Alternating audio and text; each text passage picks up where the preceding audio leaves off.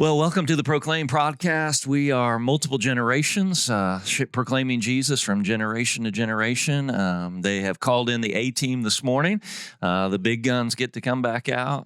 Pastor Chris here with Pastor Bradley and Miss Cam. And then we have got a special guest with us this morning, Miss Alicia Harrell, and excited about the conversation we're going to have today. And we'll just see how the Lord directs it. As you know, as you've been watching these podcasts, are meant for the edification of the local church. Most of what we do here is a discussion that is, certainly intentional about what's going on in the life of our church, something that our people can relate to and understand. And so in that vein, most of what has been going on is podcasts that have been working with our different ministry leaders, support team leaders, and things like that, letting you hear their stories as well as their passion and heart for ministry. And I hope you've been enjoying those. But also as a part of this ministry, one of the things that I said early on was I wanted the opportunity for a few folks to come and just tell their stories. I think there is power in a story. I think of the Great Commission, specifically, guys, and how Jesus said that his disciples were to go and to be his witnesses from Jerusalem, Judea, Samaria, all the way to the ends of the earth from now until the end of time. And I always get hung up on that word witness, and I think about Adrian Rogers and how he would say a witness isn't there to have a theological degree or a seminary education or to do the part of a prosecutor prosecuting a case. A witness is just there to tell what they have seen, heard, and experienced in their own lives. And so for me, stories are, deeply personal. There are stories nobody has a story quite like ours. Our story is the one that God is writing. And for me, I don't know, maybe it's just the way I'm geared or work, but I have always enjoyed hearing people's stories. And so one of the things we wanted to do in this ministry was give folks a few folks an opportunity to tell their story.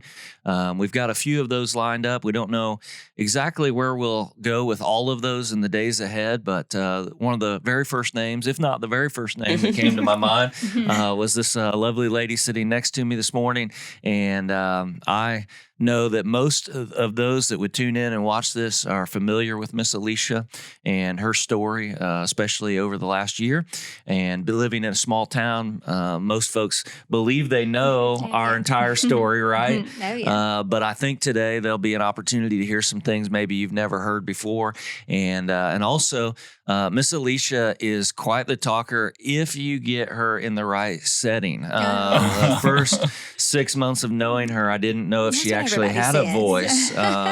But a lot of folks may be surprised to hear Miss Alicia, but we've been looking forward to it. Yeah. We've been talking about it for, I don't know, before we ever got your permission, I suppose. So we've been talking about it as a staff for about 2 months. And so we are glad you are here this morning. Thank you. I'm glad to be here. Thanks for asking me. So one of the things that we thought we'd do is just kind of start off, like I said, you live in a small town. Everybody kind of always thinks that they know a person and knows their story. I can remember sitting at Smitty's very early on one day, and everybody was talking about how they were related to one another. And Trey's like, who you related to, and I was like, I'm not related to anybody, I don't think, and I don't remember if it was Trey or Brad Hughes. Somebody said, oh yeah, you are. We just haven't decided who yet. So, but you live in a small town and you feel like, most people probably know your story and things like that. But just in case, let's go all the way back to the beginning. All right. So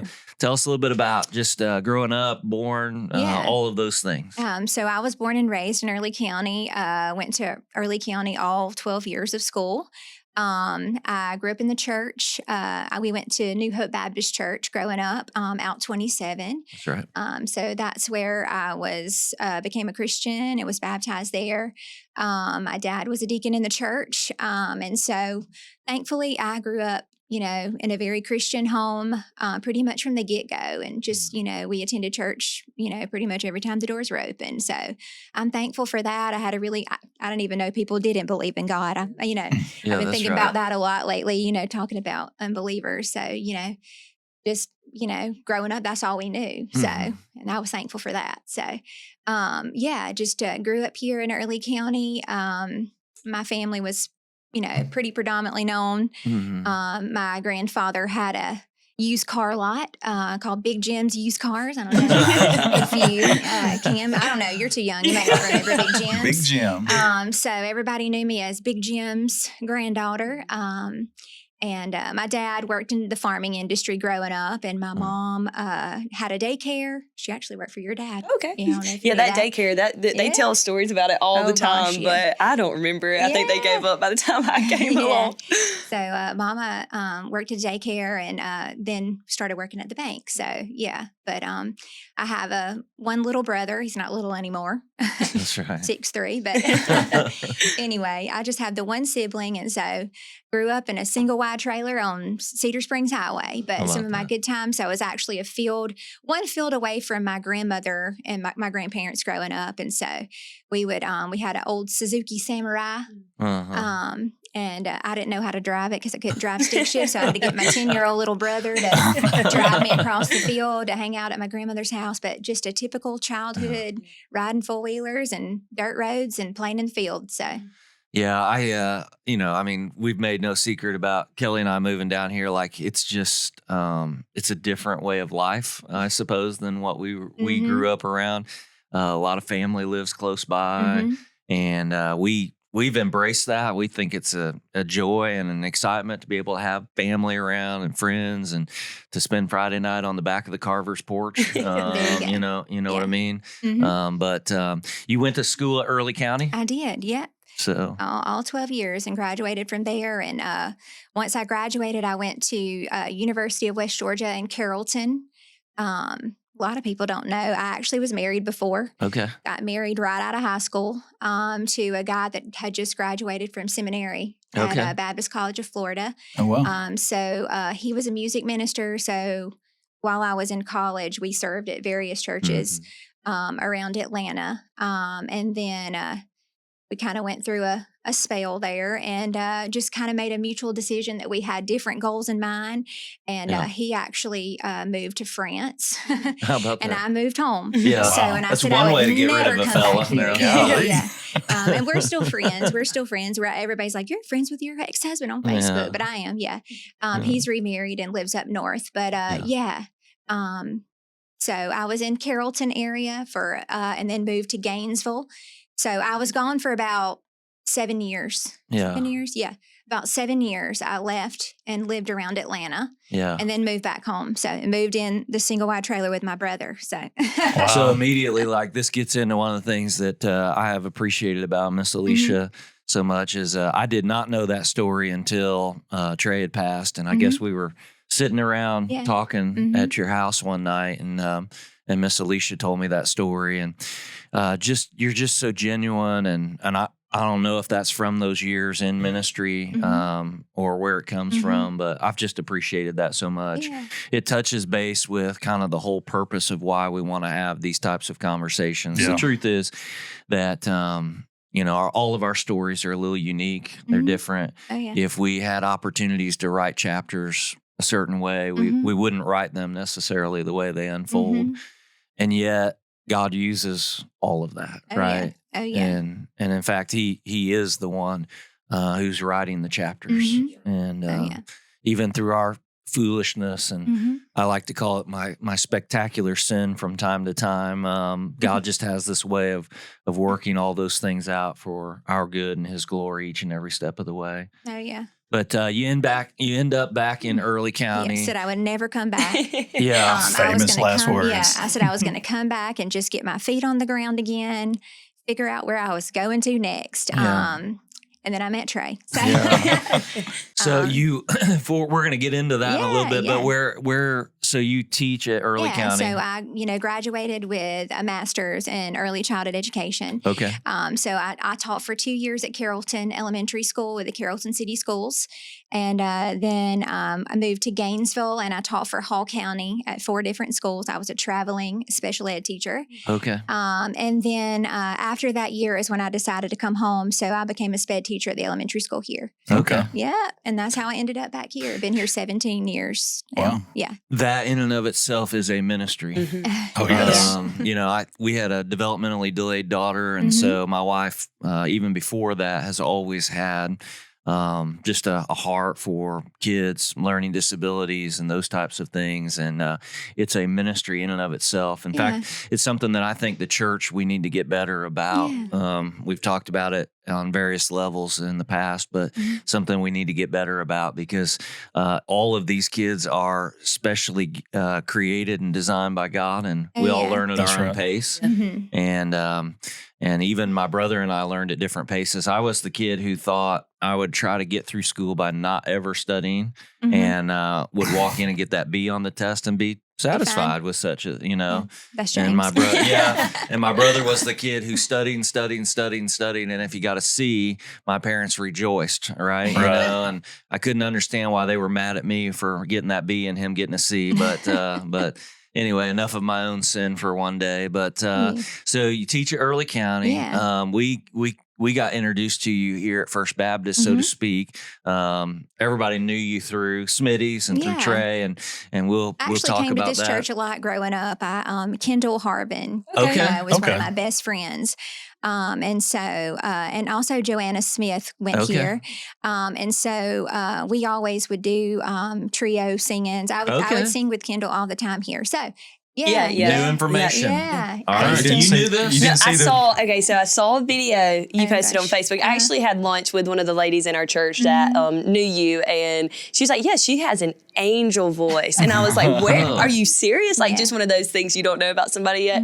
And then I saw that video that you had posted a little bit of just singing a little thing on Facebook. And I was like, okay, so we're going to get this rolling. We're going to get a Sunday. Yeah, how's the praise team sound? We'll put you right up. I was about, just know that Tanner's on the hunt. We, I mean, so I had connections with First Baptist growing up, as well, just coming and singing with them. And I think I even sang in like some of the Christmas cantatas and things like that, because I was big into singing in high school. So church is a part of the journey, and we're gonna talk about that a little bit, just because of some of the things you and I have talked about. I know that faith has been a journey, step by step along the way. So you're back in Early County. You're teaching. You meet Trey. Yeah. I'm assuming you probably knew him. No. Honestly, I mean, I knew of his family, but actually Trey was 5 years older than me. So the kid, my boys love to say, "Mom, he was in kindergarten when you were born." But it's amazing how age, is such a big thing when you're little. But anyway, Trey actually lived in Albany when we first met. And his cousin was at the Fourth Out one night, and I had been home for about a year, and I knew his wife, Trey's cousin's wife, worked with my mom at the bank, and they were like, "Hey, we're having this skeet shoot, and we want you to meet Trey, Chris's cousin." And I was like, "Oh, no." By the way, this is how we meet people in the South, right? We go skeet shooting. Okay, all right. And I was like, And anyway, I think it was like 2 days later, I was getting Facebook messages from Trey on Messenger, good old Facebook Messenger. Anyway, so I decided to go to that skeet shoot, and the rest is history. So, you guys married in what year? 2011. And everything was just perfect. There was never any problems or anything like that along the way, right? I know. Well, if you ever were around Trey and I, normally we picked at each other. Rarely were we like romantic. "Oh, I love you." We were like, we would have, my mom would be like, "How are y'all married?" Because we would have a full, just, I'm very opinionated. He was opinionated. And at the end, we just got along, we had that kind of relationship. But, we got married in 2011, and then I got pregnant in 2012 with Celie, and then we had him in April of 2013. Okay. And that's not chapter one by any stretch of the imagination, but as I was getting to know Trey, moving down here, I shared this at his service. He we spoke about Sealy, and that was kind of one of the first conversations that he actually opened up and talked to me beyond. Yeah. Of course, now you affectionately called him Grumpy Trey Oh, yeah. when he was at Time. Smitty's. But fitting description. I don't know why he bought a breakfast restaurant. I mean, he hates mornings. Yeah. That's what I would tell him every morning when he would be grumping around the house. I was like, "You're the one that bought There a you go. breakfast restaurant that opens at the crack of dawn." Yeah, for real. But one of the first times that we moved from like, hey, how you doing? And a grunt back or whatever into an actual conversation, he sat and told me a little bit about what went on with Sealy. And so I'll just kind of let you take us through that. So Sealy was born in April of 13, and of course, I was a teacher. So the last, those 8 weeks I was on maternity leave, and then I had this summer. That's right. And so when we started back to school, his 9th day of daycare, Sealy passed during a morning nap. So no explanation. It was labeled as SIDS. And so I don't know if how long have you been in Blakely? You said 10 years? I've been here at the church going on 10 years 10 years, now. but you've been in Jakin. So I don't know. You may remember I remember some of this because we got a dog from your mom. Oh, yeah, that's right. They had puppies, and it was right about that same time frame when all that happened. I got really big into just safe sleep awareness. That was became my passion because, Sealy actually, he died on his side. And you don't even hear a lot about safe sleep anymore. But, back in the day, when that happened, I was just hearing from so many families that had been through the same thing. So I started Team Sealy. I started a 501c3 with Trey's help a little bit. And we started just ministering to to all the daycares. We purchased all the daycares an angel care monitor to monitor the babies as they slept at daycare. And so that just became my mission from losing Sealy, was to just spread awareness about safe sleep. And so, that was a good thing that became of that. I was able to minister to so many people. Yeah. So, that had to be a difficult season. It was. Because Sealy is, at that point, 9th day in daycare. Sealy is only, what, about 5 months, 6 months old? He was 3 months, 17 days old. Wow. 3 months and 17 days. Yeah. And we, as you well know, and I'm sure most of our audience knows, we lost a child just short of her 2nd birthday. And I remember when we did the funeral service that I don't know, we'd given maybe an hour and a half for visitation ahead of the service, and some people were kind of coming through the line and saying hello and things like that, but a lot of people just kind of came in and sat down.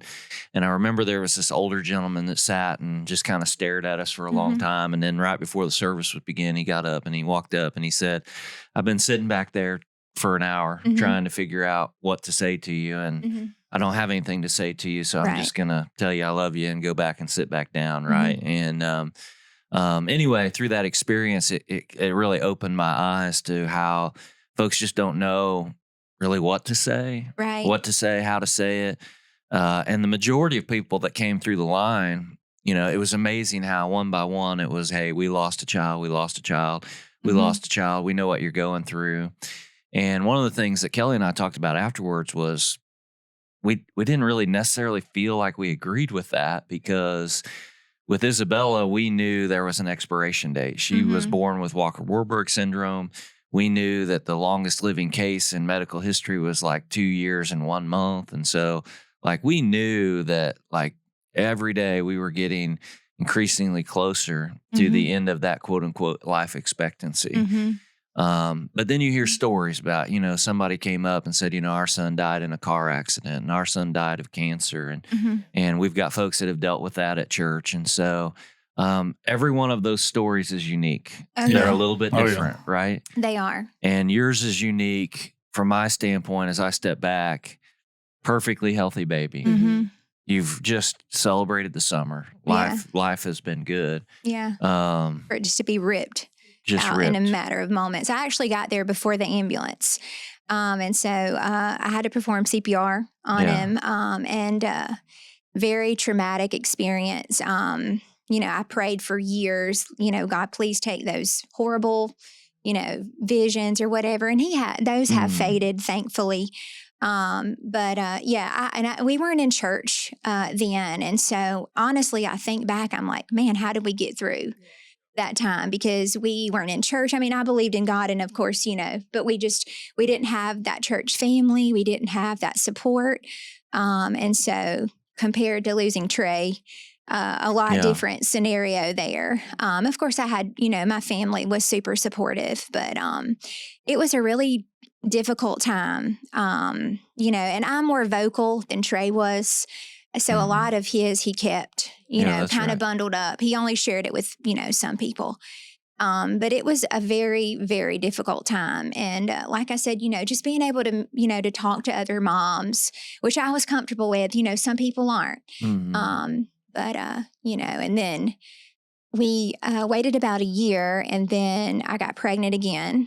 And I miscarried at 12 weeks, 12 or 13 weeks. And so I just wanted to give up. Yeah.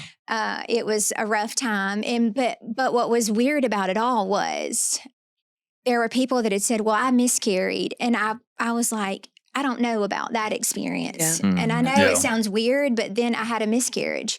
Yeah. And then, I was able to experience that, and be able to, to talk to people about that as well. And a lot of these groups that I was in of just infant loss. Just a very dark time.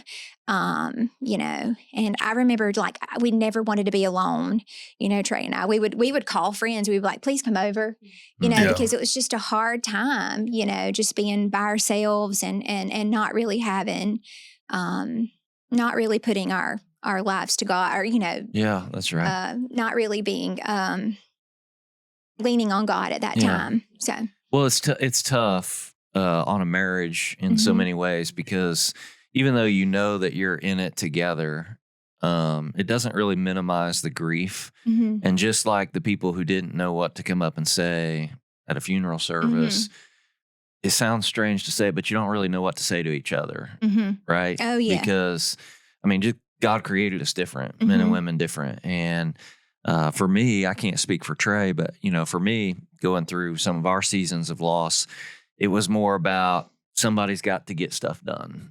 Right. Somebody's got to keep this ship moving forward. And for my wife, it was not that way. It doesn't really matter whether the ship continues to move forward. Right.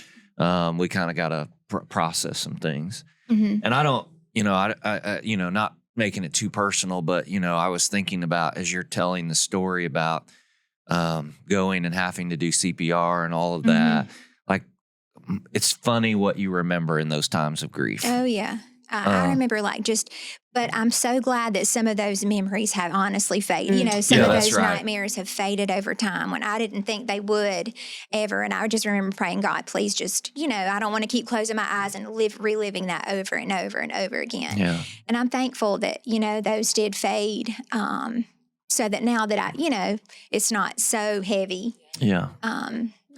Yeah, and the reason I brought it up was just that, I remember we had to have an investigation, right? So anytime a child dies, there's an investigation. Doesn't matter whether and I can remember the officers, walking through the house and they've got mud on their boots and they're not trying, and just terribly traumatic. Yeah, it was hard to process. Yeah. So you mentioned already that y'all really didn't have a church home, didn't have a church family. What's that like? Kind of just walk me through that a little bit. Just, of course, we believed in God or whatever. It's just, I guess when I first moved home, I don't even think my family was going to church then, like my mom or my dad or anybody. So Trey, was living in Albany, and then he moved here when we got married, and we had just not found a church home. I don't even think we really were looking, just kind of settled and, sleeping in on Sunday. That's right. But, I think back to, that experience is, like I said, compared to now, how much easier, it's been to accept loss like that if you have a church family and right. you're strong with the Lord. So before that, we don't have much of a church family at that particular moment. Certainly would confess to be a believer at that time. Right, Grew up in church, knew the gospel, had trusted in Christ, just gotten away from church, and it gets easy, right? It gets easy. The more, I say it's hard to get to church. It's easy to get away from church, at least in experience. But now you have this pretty traumatic, couple of fairly traumatic experiences back to back. Yes. What's that do for your faith? It really tests it, that's for sure. When I was in college, I worked at a furniture store. Okay. And in Villa Rica, Georgia. And the couple that owned the store went to our church, and she had 3 boys, and one Mother's Day, her 16-year-old had her 15-year-old in the car, and they had an accident, and she lost 2 kids in the same day. And they were probably the most uplifting couple that you would ever be around. And I just kept thinking, okay, what do they have that's different than me, And I should have asked her before I talked about her, but she won't care. But, I want to think that they really were kind of lost at the time as well, or lost right after. But I just remember them saying that the only thing that got them through was God, and I remember her husband, Alan, saying, I don't even know how people, even get through something like this, because what hope do they even have, and their story just kind of stuck with me, and they just gave me hope that, okay, I can keep going and I can be happy again. And so that's kind of what, got me through that time. This was in 2015 when I had the miscarriage, and, shortly after that, I called Lynn Carver on the phone. I had do you ever see commercials for adoption? Never. Right. Never. Yeah. Okay, one night we were watching TV, Trey and I, and there was a commercial about adoption.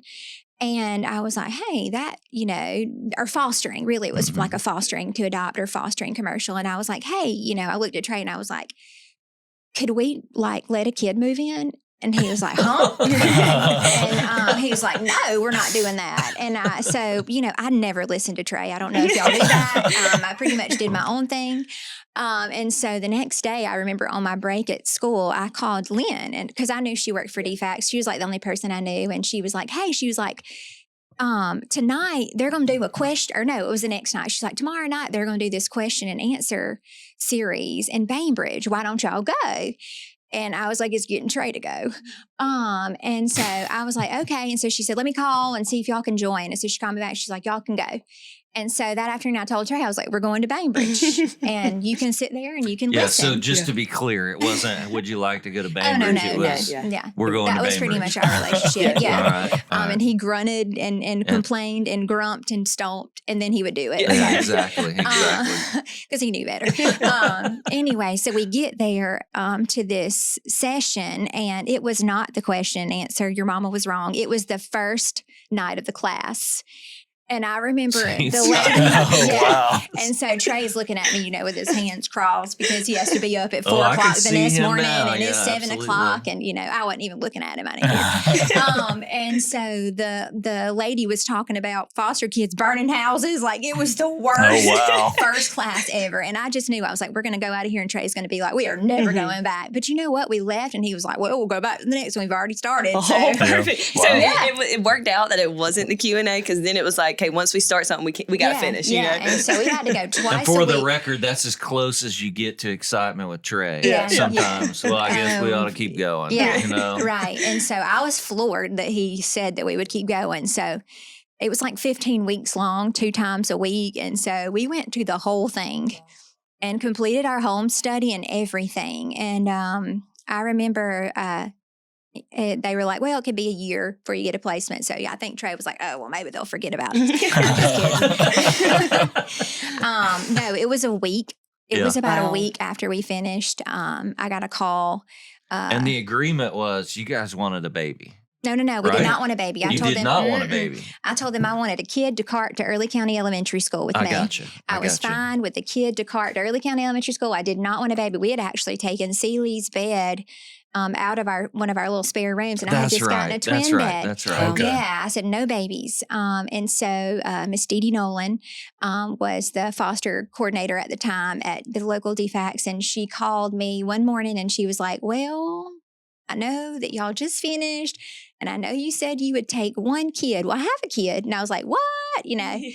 And she's like, yes, he's in pre-K. And he already goes to Early County. You'll be able just to cart him to school. And I was like, that's perfect. And, I was like, in my mind, I was like, oh gosh, Trey's going to flip. Yeah.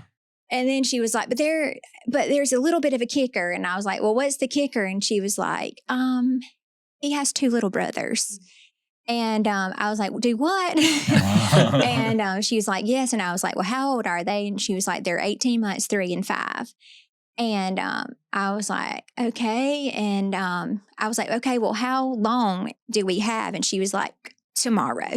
Yeah. She's like, they've already been pulled. So like tomorrow, we're going to court tomorrow. So I need to know whether, they're going to have to approve your home during the court hearing. So I remember calling Trey, and he was at Smitty's. We bought Smitty's in January of 15. He actually worked at OLAM before. I don't know if he told you he was a safety coordinator and actually made a paycheck. Yeah, that's right. And then we decided to go to midlife crisis early and buy a restaurant. That's right. Yeah. So Trey was actually on the grill that morning, and I was like, can we take 3 kids? And he was like, huh? I was like, can we take 3 kids? And he was like, I remember him looking at, I think it was Phyllis that was working at the time. And he was like, Phyllis, get on this grill. I got to go outside. And he said, hold on a minute. And I remember he got outside and he was like, now say that again. And I was like, well, they called us and they want us to take 3 boys. And he was like, can we give them back if it don't work out? Wow. And I was like, I guess so. I said, they said we could. And anyway, I'm sure in his mind he thought, okay, we'll never give them back.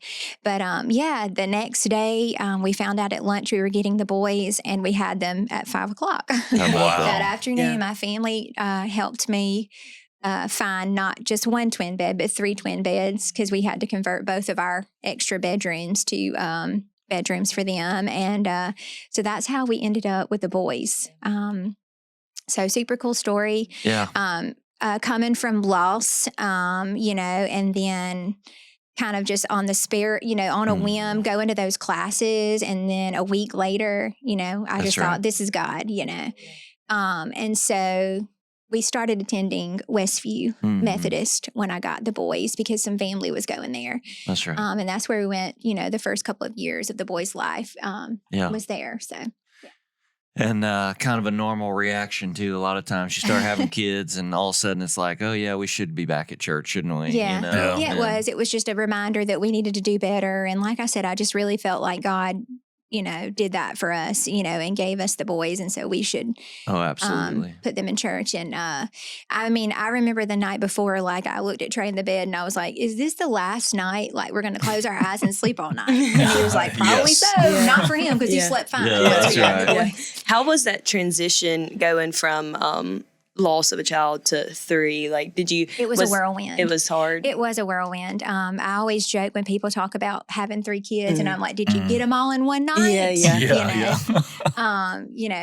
And because it was crazy. But honestly, it was so busy. I didn't even have time to think about loss or anything. And, my 501c3 kind of went on the back burner. Jesse was a handful. James was too. Timothy was a perfect angel. Still is, right? Yeah, oh, yes. And so it was, getting them 3 to point A to point B and dressed, and having to drive to Colquitt to take them to daycare, because there was no local daycares that had openings all within a snap of fingers was, whew. And so we got them in November. So we got them just, a month before Christmas. And so it was crazy. Yeah. Most definitely.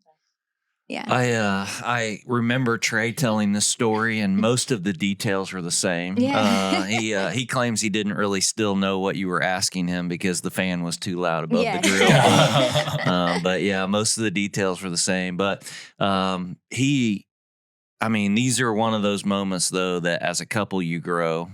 I think the Lord uses such moments to grow us, fashion us with the people that were married to our helpmate. These are one of the moments that Trey would come back to, though, and talk about how strong you were. Yeah. How thankful he was for you, how you were just the rock, and you pulled it all together. Yeah, I was the one that, he was, like I said, kind of quiet through all of that, and I was the one that was just going to push forward. And I've always been that way, just to keep pushing, get my mind off things, find different things to do to keep my mind off things. So as you look back at all of that, and I mean, what a tremendous blessing. God knew what he was doing. Yeah. Right. Yeah. But as you look back at all that, you think all along it was all righteous motives, or do you think some of it was like, I've got to fill the empty space at home? Do you think it was a way of dealing with grief, or like, I didn't even have time to think, honestly. We were just, fostering. We weren't going to adopt. We were going to try, again. That's right. But, shortly after getting the boys, I figured that they weren't going to go back to their home, and they really had no family to take them. And so, shortly after that is when I even thought, okay, well, they might be staying with us. That's right. And for 2.5 years, I did not sleep in fear that they would be gone and I would lose 3 more. And I had friends that, at the time, we had very few foster parents in Blakely, very few. And then after we started fostering, other couples started coming forward. Hey, it looks like you guys are, and then I would have foster couples that started because of me that would lose their placements. And it would, I would just be like, well, that's kind of where I was going, is like, it's almost a whole different type of grief, because it's like a grief of not knowing if you were going to get to keep them or not. And after you've experienced the loss of biological children, now you've made a decision to love, to show the gospel in adoption, so to speak. But it starts with fostering, and at any moment, the way the court systems are set up, those children can be taken back. Right. And that must have been, I don't even know if terrifying is the right word, but it must have been almost, a lot of anxiety, and a lot of just trust in the situation, just, trusting God and, trusting that he would do what was best for the boys. And that's what I always prayed. Just do what's best for the boys. Just do what's best for the boys. And praying that prayer, you really don't, you don't know what the response is going to be. I didn't know what was, I thought I knew what was best, and that was for them to stay with me. That's right. But I was just so thankful when finally, we were able, we started fostering in 15. We didn't adopt until 18. So 3 years of fostering. It took a long time to finally get that, finalized, because there are just not a lot of adoptions of children from the system around this area. And so, just even figuring out the paperwork for DFACS was a little bit difficult. And it took them, some time to do. I remember we were at a Christmas party for the Foster Association, and one of the state ladies come up and she was like, who are these children? And I was like, they're our foster kids. And at the time, I want to think they had all started calling us mama and daddy. I mean, Jesse called me mama from the get-go. Yeah, old Jesse. And how old were they when you got them? I know you said Timothy. 18 months and 3 and 5. Yes. And they were a handful. Full blast, dirt boys, straight up dirt boys, been playing in the yard, getting them to come back in the house was. That's right. That was, it was a whirlwind, but it was a lot of anxiety, a lot of sleepless nights. I was more outspoken about that. Trey kept a lot in, like I said, he was probably just letting me drive the bus, and he was just sitting over there trying to hang on for dear life. So we all deal with anxiety, regardless of whether folks want to acknowledge it or not. The difference a lot of times is people's tools in their tool bag, so to speak, their ability to process things. But this was a point I wanted to spend a little bit of time on, because I think, per a conversation you and I had fairly recently, you would say you are somebody who struggles with anxiousness. I really struggle with anxiety. And it's okay to acknowledge that, right? Because I think a lot of times, we heard recently at a marriage retreat that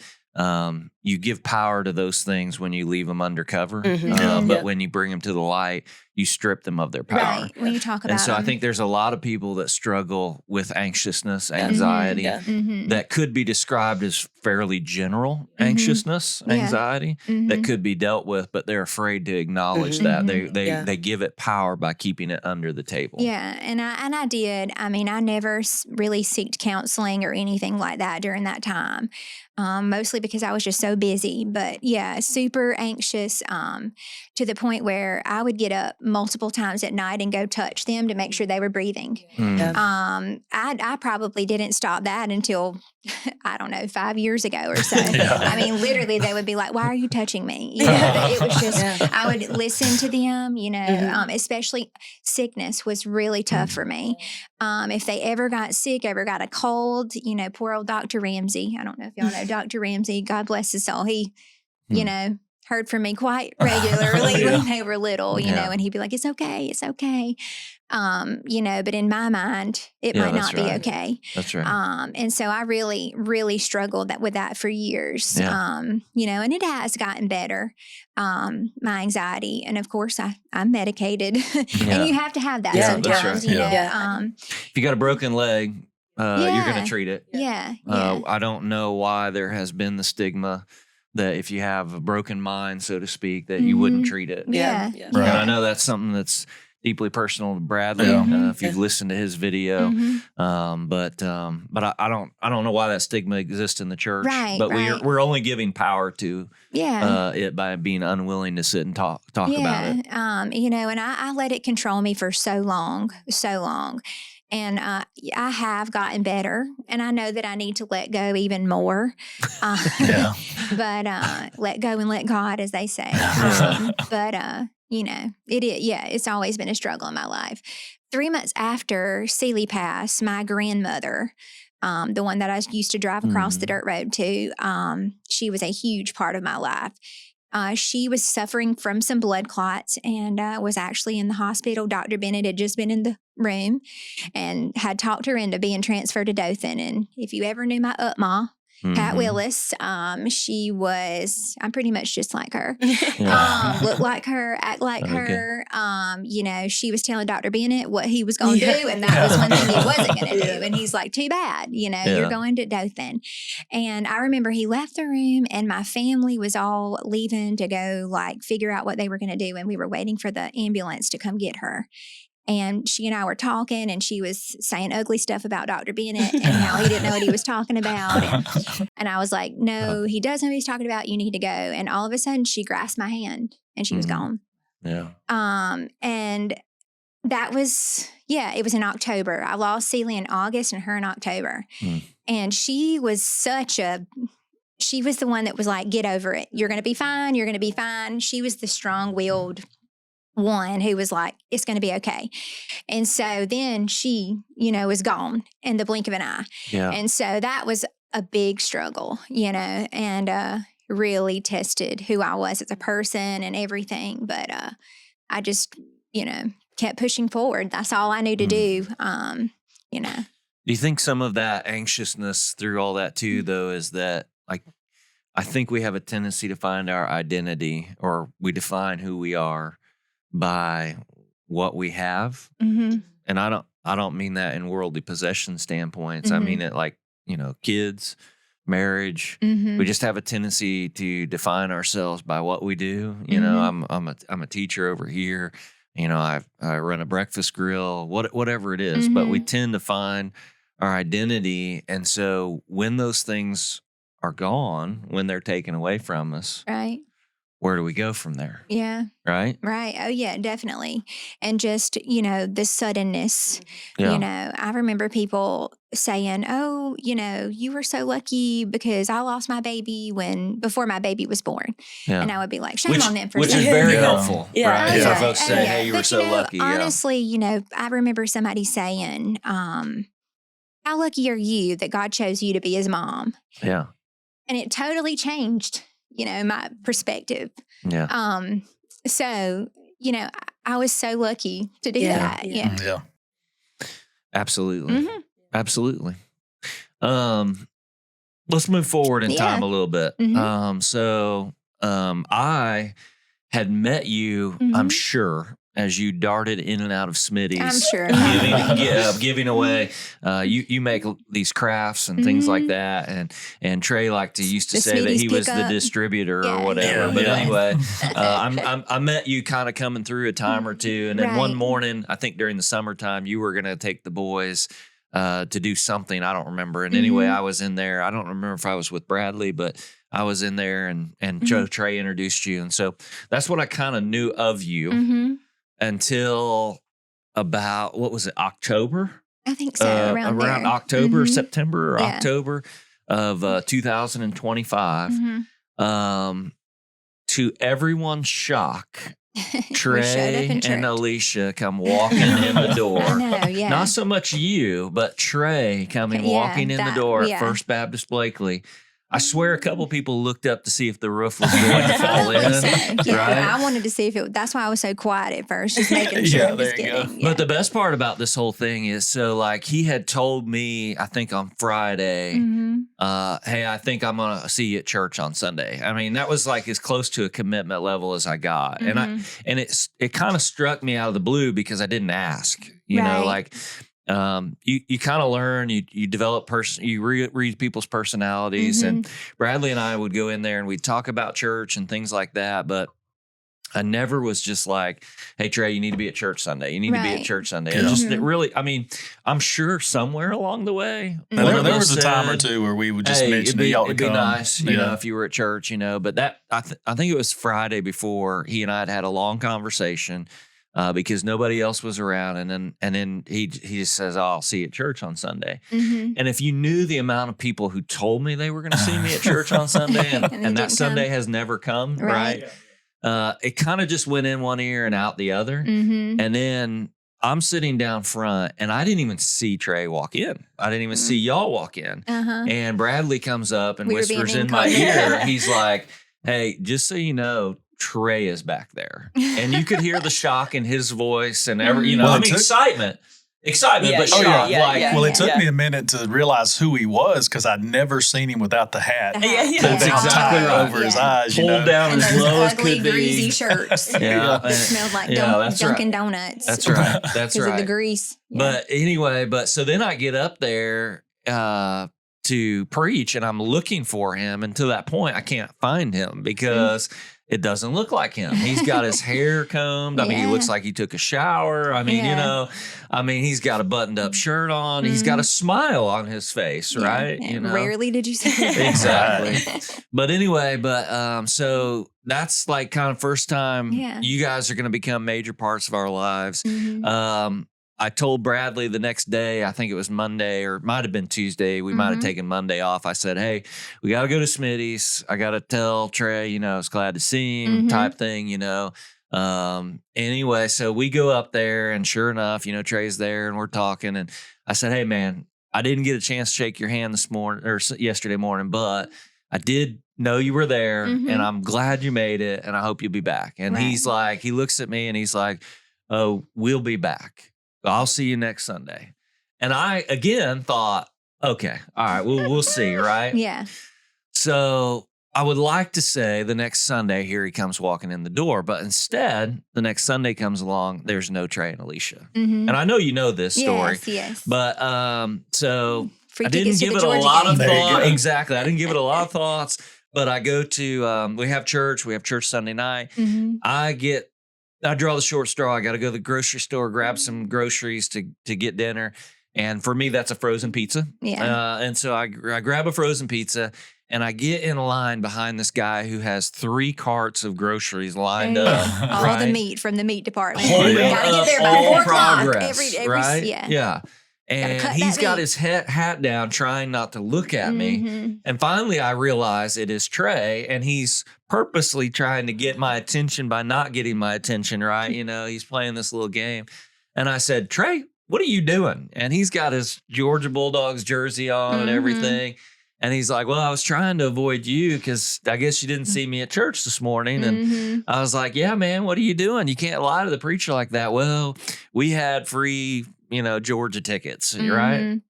But so we had a nice little exchange in there, and we shared a few laughs. But I don't know if I saw y'all miss another Sunday. Yeah, maybe one or, when we were camping or something. But yeah, it was, my dad had started going here. Yeah, that's right. And so he was the one that was saying, y'all should come, y'all should come, y'all should come. And I was like, Trey's not going to go. Yeah.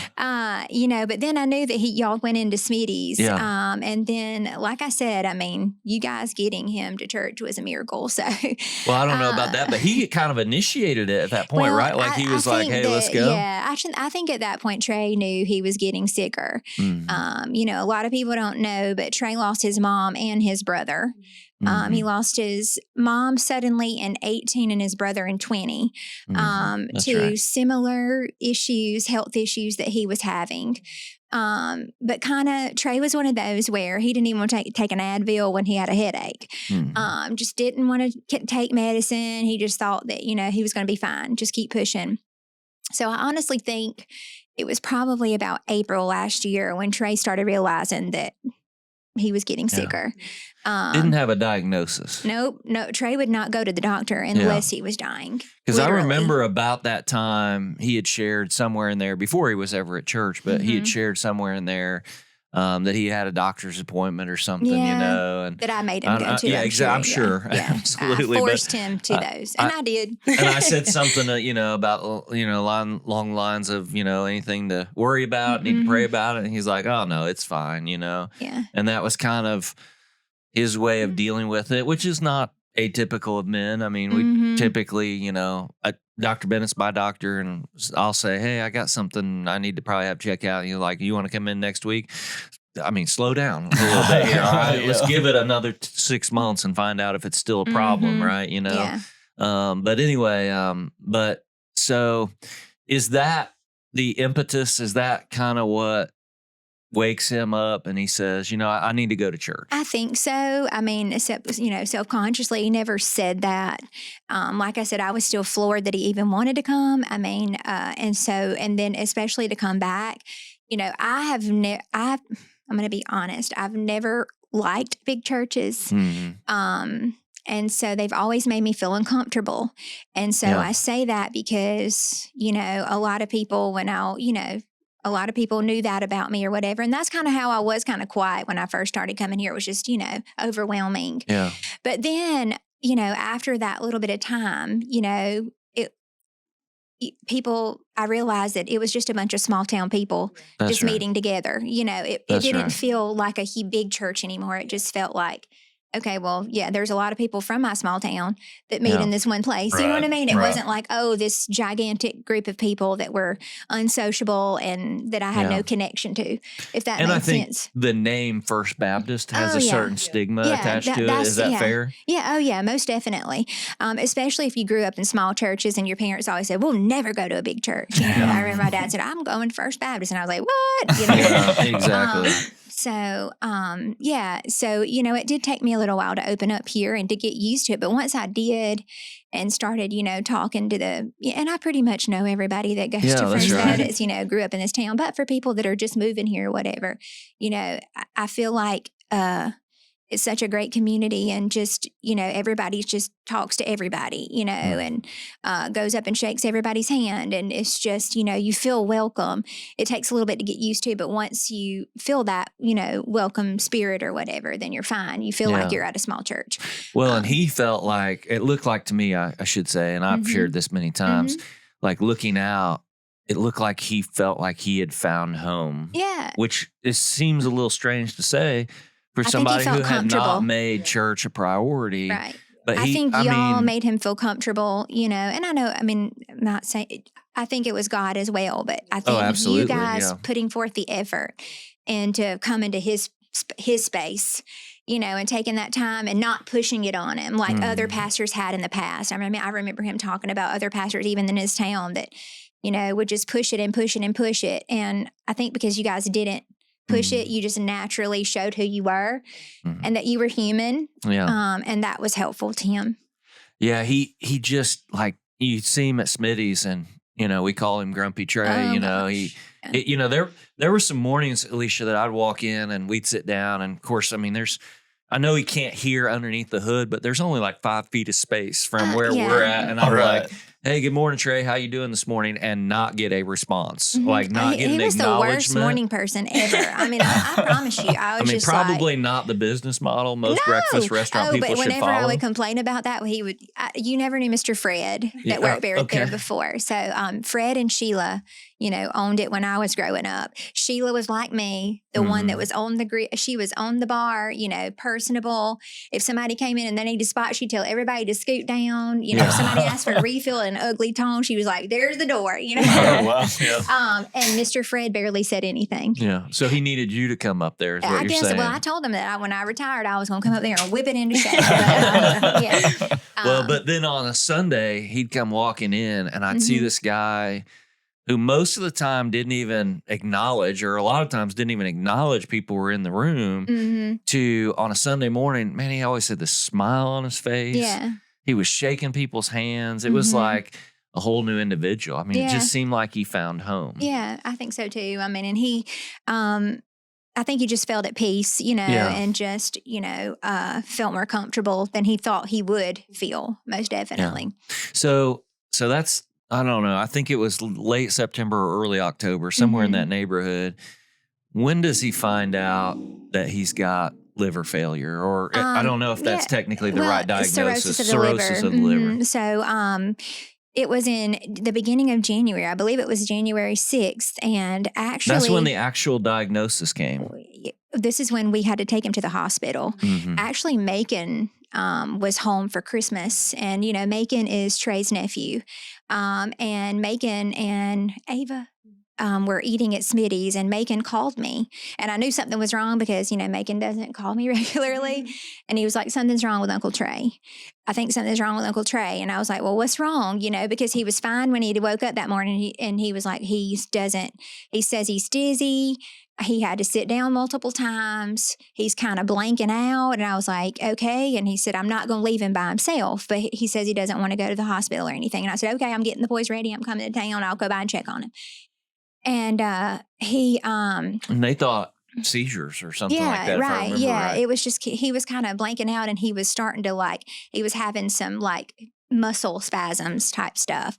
But anyway, then I said, well, don't leave him. And then finally, Candace called, and Candace, I don't know if you ever knew, but Candace is actually married to Trey's first cousin. So she was family as well. And she was like, come get him. It's either you come get him, and I was like, I'll come get him. So I forced him to go to the hospital. And that's when we were told that his CT scan didn't come back normal. And they were saying that we needed to transfer. Well, I don't know if anybody's had to transfer hospitals lately, but you don't get to transfer. There's nowhere to go. Right. There's nowhere to go. So literally there was one guy in front of us who was going to be life flighted to Albany, and Trey's brother passed in Albany, and he was like, I'm not going. I said, you're going to go wherever they tell you to go. But thankfully they had him a spot at Flowers. We had to wait about 12 hours, but and so we went in ambulance to Flowers, and that was when he got his first diagnosis of cirrhosis of the liver. It wasn't failure yet. It was just cirrhosis, where we were starting medications to try to get the liver to correct. And so I'd already knew about all of this because I'd helped take care of his mom. Something you get when you have liver issues is called hepatic encephalopathy. And it's where it affects your brain, which was making him have the seizure activity. It makes you forgetful. It makes you super spacey. And I'd already experienced all of that. And I pretty much knew that was what was going on. It was just hard-headed Trey. But anyway, we started medicines, got better, went home. I think it was about a week and a half later, we had to go back to the hospital, which I'd already asked, and they said, this is going to be what you're going to be doing for the next couple months. You're going to be in and out of the hospital, for us to get him regulated on the right track. And, hopefully, eventually he'll probably have to have, a transplant. And I was like, okay. And anyway, that's when we had decided to sell Smitty's because I knew that he was just going to be in and out. And this week, I mean, it was just too much stress. Make sense. Yeah, too much stress. And I'm so thankful for the girls who kept things going up there because they had to work extra hard to do that. And they did it for our family. And I'm appreciative of that. But and then the third time we were in the hospital is when they said that he wasn't getting any better. And what it was they would give him medicine and it would affect his iron. And it would affect this. Yeah, he had this vitamin deficiency and then this vitamin deficiency and then his sugar was too low. And it was just everything. We would get one thing fixed and another thing would mess up. And it had gotten to the point where he couldn't walk. His vitamins had been depleted so much. I remember my dad and Timothy having to pick him up and put him in the truck. And then we got better, the third time, and they were talking about adding him to the transplant list. We'd finally had reached that point, which I wanted to have reached January the 6th, but it takes time. And I get that they, have to see if they're going to progress, independently before they go that far. But, he transferred in Compass Health. With the flu. I had gotten some of these timelines and dates mixed up because we had left for India on a mission trip in December. And for some reason, I thought he was in the hospital when we left, but that's right. He just went in for the first time when we got back. Yeah, I think it was January the 6th. And then I was leaving. I remember I went and saw him, and I was like, hey, man, and of course, at that time, he really wasn't, there's a level of privacy that we all long for, and he wasn't really telling anybody kind of what was going on. And I remember I saw him because I was getting ready to go for a trip and he's like, man, it ain't no big deal. I'll be home next week or whatever, know. I got home, he was home, and then immediately went back. Right. And that was kind of the time I was like, okay, all right, I think it's probably time you just go ahead and tell me the truth. I didn't really push, but I was like, I think it's time you just go ahead and come on out with Trey it. was one, he didn't want anybody knowing his business. He just was a very private person. He didn't want anybody to worry about him. No, I don't want people to worry about me. And I'm like, well, if they don't see you at Smitty's, so they know something's wrong. I just took a vacation last week and literally nobody sent me a text that said, hey, we miss you. Hope you're doing okay. It was, hey, where are you at? Everybody wants to be nosy. We were like, letting you have your space and enjoy your time, right? Except for the 65 people who just want to know where I was at. But anyway, long story short, I remember him sitting down, or not sitting down, he was laying down there in flowers, and he kind of laid it all out, and he's a typical Trey fashion, between me and you and the good Lord, here's what's going on, and I got to be able to do these things. And so we started kind of praying towards that end. But I remember even then, like there for a long season, or what seemed like a long season, it was pretty hopeful. Yeah, like we were progressing. We were progressing. It didn't maybe seem like it to outside, but we were progressing, and things seemed to be getting better. Yeah, we were. Yeah. And he got the flu at the end of the third hospital stay, right before he transferred to Encompass. He got the flu. And remind me, that's like February, late February, March? Early February, because he died the 13th, so this would be like 2 weeks. He died the 13th. Yeah. So they, he just didn't feel good for about one day, and then he was fine. He was better. They were ready to transfer him to Encompass. And of course, I think it was James got the flu because we had been to see him. And I wasn't feeling good myself. And so I didn't want to take that into Encompass. So there was about 3 days when he got transferred that we didn't physically see him. We only video chatted him. And so I remember the Tuesday, he got transferred on Sunday. And on Tuesday night, we video chatted with him. He seemed okay. When I got there to see him Wednesday, he was not okay. Yeah. And right before that, this is really crazy, but Amos Sheffield is a good friend of mine, and he called me and he said, I got to go to Dothan. Me and Amanda got to go to Dothan. Trey doesn't have a will, does he? And I said, no, sir, he doesn't. And he was like, well, why don't we just do that just to be safe? And I was like, in my mind, I thought, well, sure, probably should. Yeah. So I called Trey and I said, Amos wants to stop by this afternoon. He wants to do a wheel just to be safe. I mean, he was gone within a week. Isn't that crazy? Yeah. And if he hadn't have done that selling Smitty's would have been a disaster. It was already a disaster, paperwork and just, the legalities of all of it and dealing with the banks and stuff like that. I didn't know anything about Smitty's. I encourage anybody whose husband has a small business, you need to know what's going on because you're going to have to pay those employees. And, I didn't know any of that. I didn't know accounts and, I knew some of it, but not really. I didn't have access to all that because not because he didn't want to include me. He just didn't want something to happen at Smitty's and my name to be on it and go bankrupt or anything like that and me be involved. Anyway, we transferred in Compass. After about 3 days, when I went to see him, I actually had Timothy and Jesse with me. I can't remember. They've had something to do in Dothan. And I said, y'all just stay in the car. Something told me to let him stay in the car. It was weird.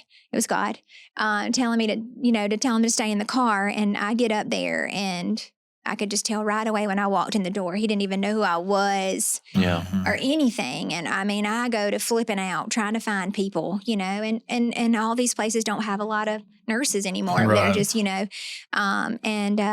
CT scans they did do a CT scan. They took him and they said he was fine. Unfortunately, what he had, the symptoms are very similar to hepatic encephalopathy, which you have from a liver issue. And they had come back off of some of his medicines because of his vitamin depletion. And so we thought that the liver had started turning bad again. And so they started treating it as that, but it wasn't that. Yeah, that was the heartbreaking thing, I think, for me towards the end when we found out some things afterwards. It was just sad because it was like they got their attention. Not blaming anybody. It's a set of circumstances, right? Right. But they got their attention so focused on that sclerosis of the liver that they kind of failed to see the trees for the forest. Yes. And so, we couldn't find him a place to transfer, and then a good person had a connection. And that was God, most definitely. She called and she said, I've got him a room. And I went to the head person, the head doctor, who looked like she was 15 at Southeastern, was wonderful. And she was really trying hard to find him somewhere to go. She knew he needed to get somewhere because his organs had started failing. We had to put him on life support, which he would have been so mad at me for. But I just told myself over and over again, they said that if we could just get whatever was going on fixed, that hopefully he could come back. And so I found her and I was like, hey, we have a room. They're about to call you. And she's like, right. I was like, I told you I had connections. Anyway, she come back in there and she's like, well, whatever you did. And I was like, no, that was God. God did that. And so we flew to Emory. And then, right when my brother drove up there with me. And Emory is such a fantastic place. I think I walked in the door and there was like 7 doctors already there. They had papers for me to sign. So they were, Emory is one of they do experimental stuff because they're a university. And so they have a way that you can bypass the liver, and your body processes medication through your liver. Well, if you have a bad liver, you're not processing the medication. That's why they couldn't get him to stop seizuring. But anyway, I told him that I was like, I know that things are grim. I just want y'all to be honest with me. And I remember the PA was like, he's probably not going to make it. Yeah. And that was kind of like I was like, what, I knew it in my heart because, I'd already told you that I just really felt like, and I'd been praying. I was like, Lord, your will, because I knew he had been through so much and he was so hard-headed. Yeah, that's right. Yeah. But anyway, we figured out that Trey had bacterial meningitis. He could have contracted it in Compass. It could have been from the flu. Really don't know, other than that's what they determined it was. When you have a bad liver, your blood cell count is majorly off, and it has to be a certain number for them to be able to do the puncture, the spinal tap. And so they weren't able to do that at Southeastern to know exactly, because they were never able to do the spinal tap. But, once we got to Emory, they were able to do more to figure out that it was bacterial meningitis. Yeah. And that helped me because,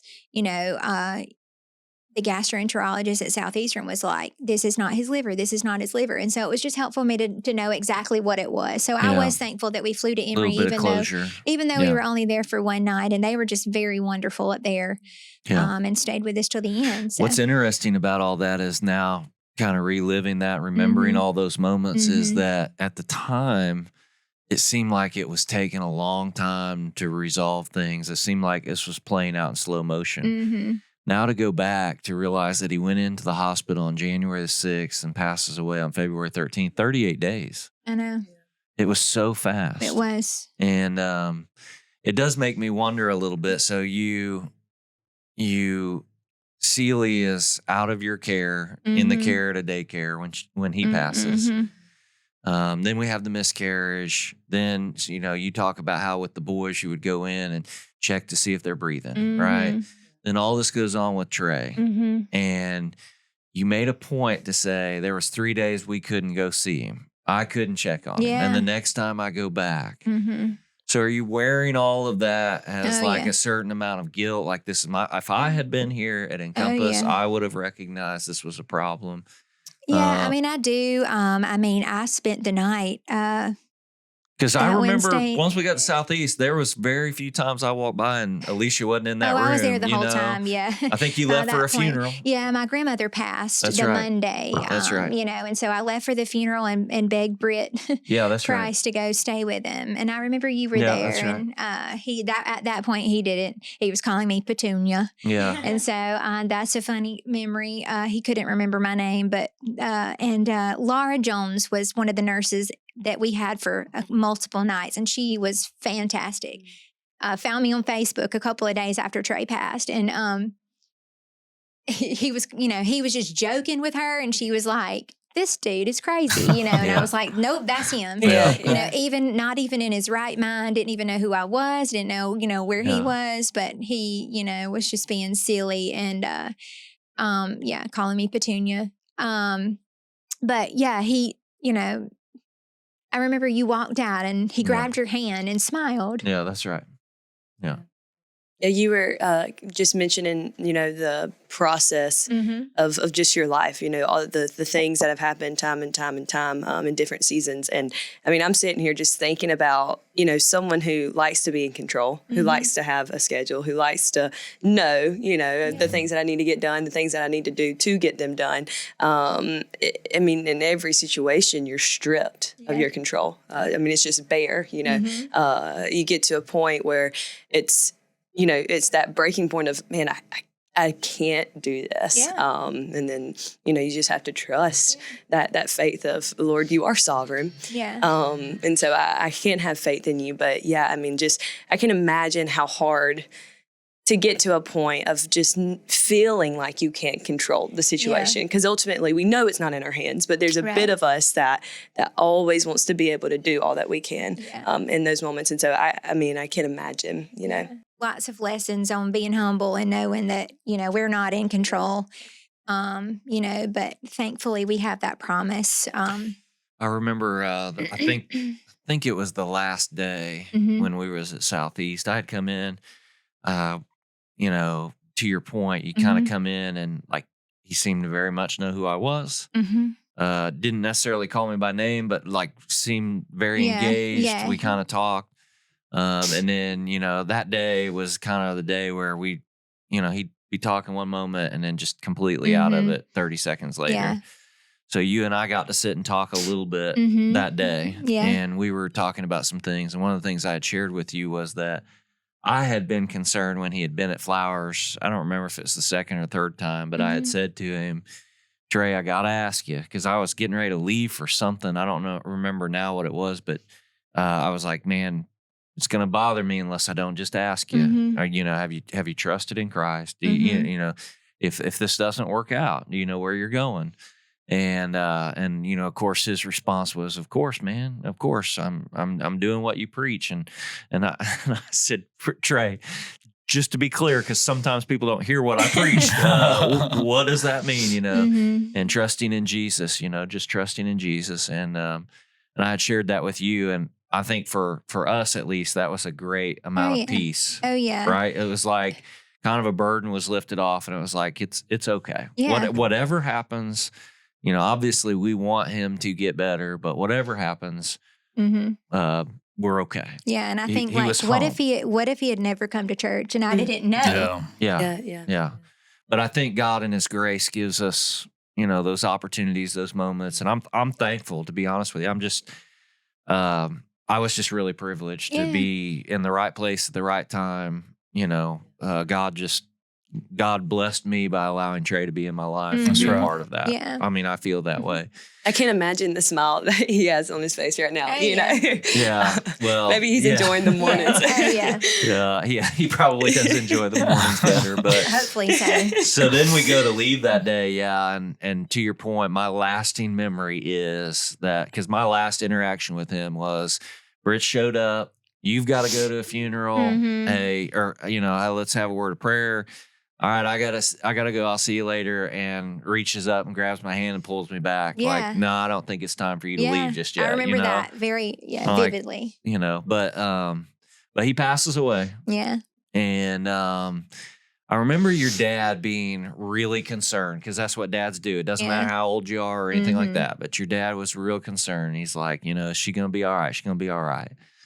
And I shared with you the other day that I was just amazed. Yeah.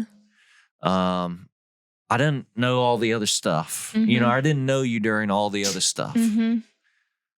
But this time, there just seems to have been a real peace. Yeah. Like God just has done something through this process, and it seems like you've had a real peace.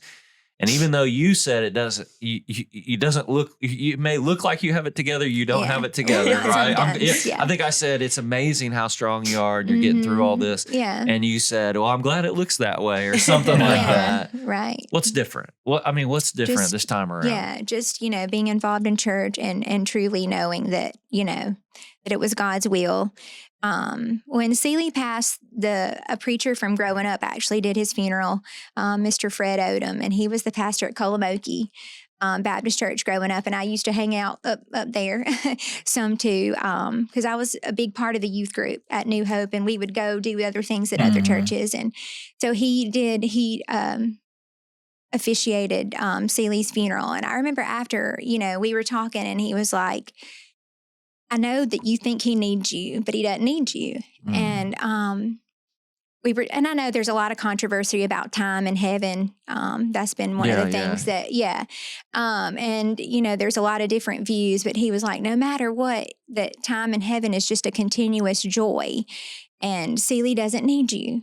That's right. He's not sitting there going, where's my mama? That's right. You need him, but he doesn't need you. He's taken care of. And that has been a huge, Yeah. That's what David said when he lost his child, right? He can no longer come to me, but one day I'll go to him. Right, yeah. And then, I don't know, it's probably been 5 or so years. Our pastor growing up, his name was Bob Bauer, and he lives in Washington State now. He moved from Early County to Washington State, and he still is there. But he did the homecoming at my church at New Hope. And his wife had cancer, and his whole sermon was on that, that God has promises, but they're not here. I think for me, we've shared this verse 1,000 times, but you get to the end of Job's stories, the suffering, the ultimate sufferer. Get to the end of his story, and he's lost everything, and he's kind of had some difficult questions for God that he feels like God ought to answer. And instead of answering all those questions and telling him his purpose in it all, God basically says, you've asked questions that were, none of your business. Where were you when I created the world? And and he walks through everything, and it seems kind of harsh to modern man that God would respond that way. And yet Job's response to that, when you get in the last chapter, is he said, then Job answered the Lord, I know you can do all things. that no purpose of yours can be thwarted. And who is this that hides counsel without knowledge? Therefore, I have uttered what I did not understand, things that were too wonderful for me, which I did not know. And basically, Job is like, you're right. Mm-hmm. I was angry. I was upset. I asked 1,000 questions that I really didn't have any right or business asking. It's not that it was unhuman for me to ask them. Of course, when we're going through great tragedy and trial, we want to ask questions, right? But he says, I asked questions that I couldn't have possibly understood that even if you'd answered them for me, right? And then he says, I hear and I will speak. I will question you, and you make it known to me. I had heard of you by the hearing of the ear, but now my eyes have seen you. Yeah. And for us, that was always a life-changing verse, because it was like, through all of that challenge, we didn't really have questions answered. Yeah. Like, it's great. Somebody goes through something and they're like, God took me through that because I want to be able to do this, or I'm going to be able to do this. I don't know why Isabella passed away. Yeah. I don't know. Walker Warburg syndrome is normally an Asian, a virus or a disease that's found in Asian population. Yet both her and I are carriers. I mean, what's the chances of that? Right. I don't know. I don't have an answer to that. I don't know why Celie passed away. There's no medical explanation for it, right? Why does Trey, finally get his butt in gear and decide it's time to be serious about his faith, go to church? And then 3 months later, we're in a hospital. I don't know. I don't know the answers to those questions. Yeah. But in my own experience, what I learned was that through those things, the one thing I can say is that I came out on the other side knowing God differently. Yeah. I knew him in a way I had not known him before. Yeah. As Job said, I'd heard of you, but now I have seen you. Even though you didn't get what you wanted. That's right.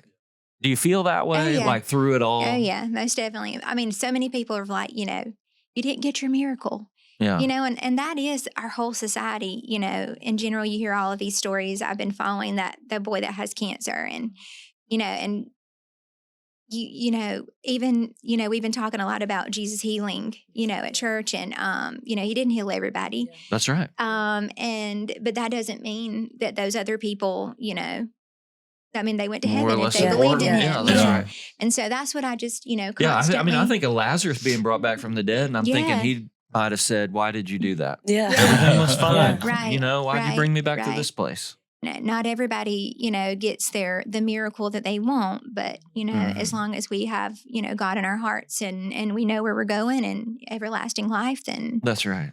That's right. And you think about something that I remember doing in maybe one of a Bible study in the past was, you don't worship the miracle, but you worship the God of the miracle. And then you think of spiritual life in and of itself is, man, what a miracle that is. Yeah. And to know, like, with the sweet assurance by the grace of God that Trey had that miracle, and because of that miracle, he's in joy right now because he's in the presence of the Lord. That's right. And so, just even, having that language to have that peace about that. What do you think, Bradley? It's good stuff. I mean, I remember whenever you first called or texted me about the boys coming to youth, you were so worried about that. But man, it's been such a blessing to have them in there, and just to have y'all's family as part of our church family. It's a blessing for sure to get to go to camp with a couple of them, man, it's just good stuff. And we miss Trey tremendously. Yeah. But like we've been saying, we're grateful that he knew Jesus, and we know where he is right now, and we look forward to the day when we can reconnect. And I don't know if he's going to cook me breakfast up there or not. We'll see. I do think these are good moments too to plug in, and to be clear, it's never the church, it's Jesus. Yeah. It's That's Jesus. right. It's Yeah. Jesus. That's right. We were talking a couple of Wednesdays ago. My message, I said one of the things that we've been doing a series on discovering Jesus, savoring Jesus, whatever terminology you want to put on it, and the key catch line for that message was just Jesus, right? Just Jesus. He's enough. He's enough. He's enough.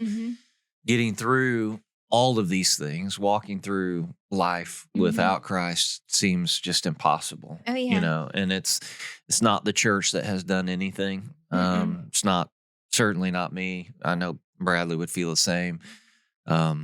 We didn't reach Trey. The Lord just was working on Trey for a while. And, we just happened to be the benefactors of having breakfast on the right morning, but at the same time, the church is vitally important.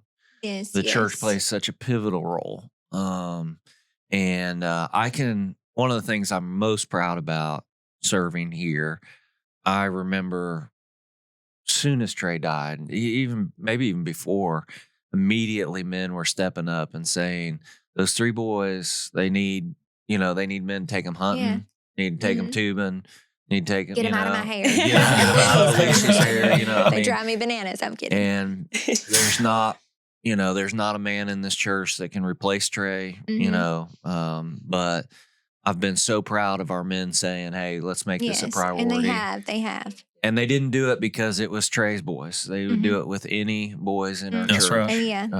In our community for that matter, if the need is known. And so it's a good opportunity to remind folks that, if you're not invested in a local church, you need to be invested in a local church because there's nothing like the community that God provides in Christ. Yes, it's definitely helped me get through. Yeah. And I'm thankful to be a part of a church that God so graciously allowed you to join because, man, I have a long life, God willing, ahead of me, and I get to see a faithful saint who has suffered well with the brokenness of our world. And so I'm incredibly thankful for that opportunity as well. So with that, we try to keep these things to an hour. I have no idea whether we have accomplished that or not. We've gone over a little bit, I think. Yeah, I'm guessing probably not, but that's okay. And I think it's so good for folks to hear these things because you're either going into a trial, or coming out of one. We live in a very broken world. We do. And it rains on the just and the unjust. That's Everybody is going to go through these seasons. And all of our seasons look differently. But it's good for folks to hear of how good and gracious God can be, even in the midst of difficulty, even in the midst of trial and tragedy. Just constantly seek the Lord. And I'm thankful for that testimony. What an encouragement it is to me. From the bottom of my heart, thank you. I mean, thank you so much. We didn't know if you would say yes. We might have wagered on it, but we're Baptist, so we didn't. I told my dad I was coming this morning. He was like, "Oh, I already knew." I was like, "Well, you knew. I already told me." So yeah, but we're excited to get this out and let folks get a chance to listen to it because I think it'll be a great encouragement to others.